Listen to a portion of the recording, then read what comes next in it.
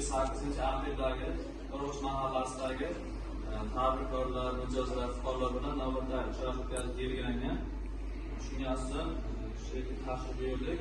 Buni asosiy maqsad tadbirkor faoliyatini shug'ullanmoqchi bo'lgan fuqarolarimizni tadbirkorlikka jalb qilish, faoliyatini kengaytirmoqchi bo'lgan tadbirkorlarimizni faoliyatini kengaytirish orqali shu yangi ish o'rnlari yaratish, bu orqali tumandagi, mahalladagi istiqomat bilan ta'minlash, daromadini oshirish asosiy maqsad qilib olingan.